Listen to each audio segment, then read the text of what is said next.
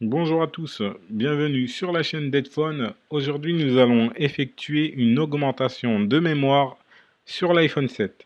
C'est un iPhone 7 qu'on a en 32 Go et qu'on va remplacer par une mémoire de 128 Go. Donc, on va effectuer un avant et un après de cette réparation. Donc, on se rend dans les parties information du téléphone et là, on peut apercevoir qu'on a uniquement 32 Go de libre. Pour un iPhone 7, c'est vraiment le minimum. Donc 32 Go avec quand même pas mal de photos et de vidéos et seulement 3,72 Go de libre. On a ensuite notre numéro IMEI qui notre numéro de série en fait et notre numéro IMEI reste inchangé durant tout ce processus en fait de réparation. Donc vous avez maintenant toutes les informations qu'on va ensuite retrouver après la réparation. Donc, on est prêt pour effectuer la réparation. Donc, on va éteindre le téléphone, ensuite retirer la carte mère et effectuer le remplacement du disque dur en fait. C'est simplement un disque dur qui est soudé directement sur la carte mère qu'on va dessouder et remplacer par le nouveau disque dur que vous pouvez apercevoir. On peut apercevoir, c'est un SanDisk hein, donc de 128 Go. Voilà, on va le retourner en, là, on a toutes les petites connexions. Donc, on a notre carte mère, l'ancien disque dur soudé. Hein, il est quand même bien soudé, protégé tout autour avec de la résine qu'on va remplacer par notre nouveau disque dur. Donc, on va se mettre en place directement sous le microscope. Donc voilà, sous le microscope, hein, vous avez le disque dur de zoomer. On va protéger le tout avant d'effectuer l'opération. Voilà, on protège le tout.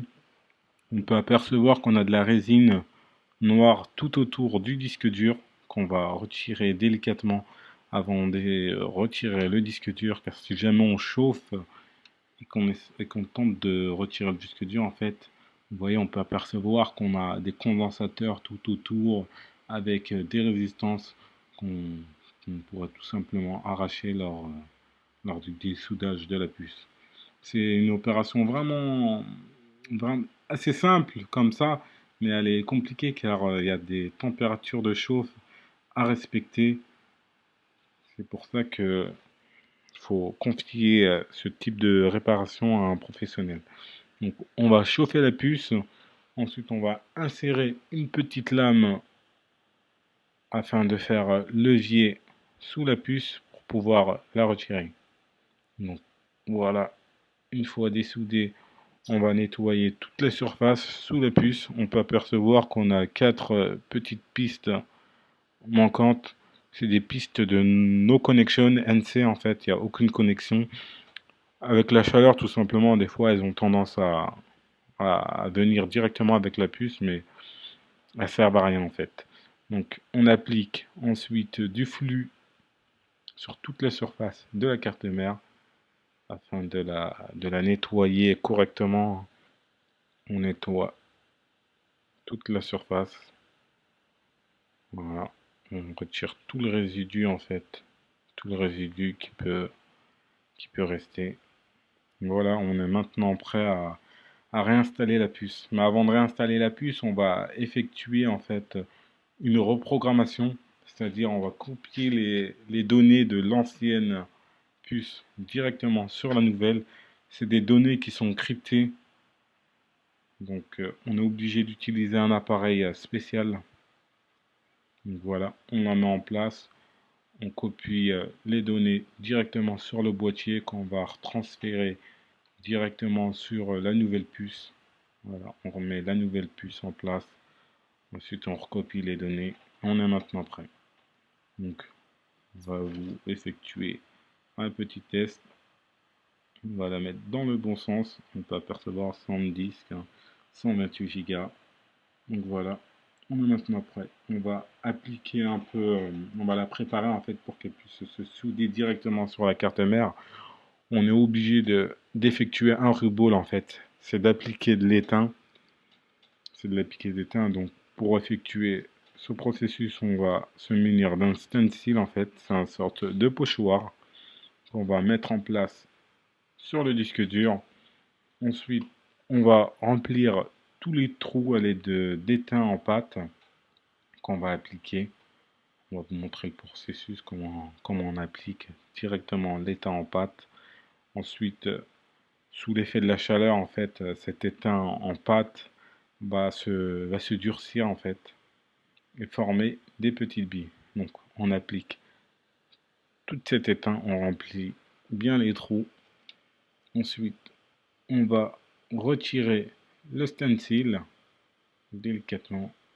On le retire. On peut apercevoir qu'on a des petits carrés, mais ça reste toujours de la pâte. Et là, on va chauffer délicatement. Et là, vous pouvez apercevoir que les billes, en fait, des billes se forment. Voilà. Sous l'effet de la chaleur, en fait, arriver à la bonne température de fusion. Les billes se forment. Là, je vais vous mettre la puce sur le côté pour que vous ayez un aperçu de ce que ça donne. Voilà. On va réchauffer le tout. Et on est maintenant prêt à la réinstaller directement sur la carte mère. Donc voilà hein, les billes que ça donne sur le côté. Et là, en fait, quand elles refroidissent, elles durcissent. Donc on est prêt pour l'installation. On applique un peu de flux sur la carte mère. Et on vient réinstaller la nouvelle puce en place. On installe en place. On réchauffe le tout. Une fois la température de fusion atteinte, la carte mère se soude directement au disque dur. On applique 2-3 petites tapes pour vérifier que la puce est bien en place. En dessous aussi, clac clac. On est maintenant prêt. On laisse le tout refroidir. Une fois que ça refroidit, ça durcit. Et on est maintenant prêt à passer à la partie test du téléphone. Donc on a notre ancien disque dur. On retire les anciens joints. Ils ont quand même pris un coup. On va remplacer par de nouveau afin de remettre la carte mère dans ses conditions d'origine. Alors une fois que vous effectuez cette réparation, vous perdrez directement la garantie Apple. Donc c'est vraiment effectué lorsque vous avez vraiment plus de garantie et que vous souhaitez tout simplement conserver votre téléphone. Donc voilà, on est maintenant prêt pour le test. On réinsère la carte mère sur le téléphone. Donc on va passer ça en rapide. Voilà, on va refermer le tout. Et on va pouvoir effectuer le test. Donc voilà, une fois la carte mère en place, on a tout refermé. On rallume le téléphone. Voilà, ça met un peu de temps quand même, ce qui est normal. Donc voilà. Déjà, ce qui est bon signe, c'est que le téléphone déjà il se rallume. Alors, vous pouvez trouver en fait plusieurs personnes qui effectuent cette réparation-là, augmentation de mémoire, mais vous aurez d'autres problèmes par la suite, vous aurez plus de Wi-Fi, vous pourrez plus insérer votre carte SIM, vous aurez plein d'autres problèmes. Donc vraiment, nous on a effectué un test avant la réparation et après la réparation. Donc voilà, on va se rendre dans la partie générale, information, et là on peut apercevoir le même numéro de série IMEI, et là notre téléphone est en 128 Go.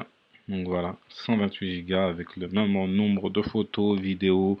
On a vraiment 99,49 Go de libre, ce qui est pas mal pour un iPhone 7 quand même.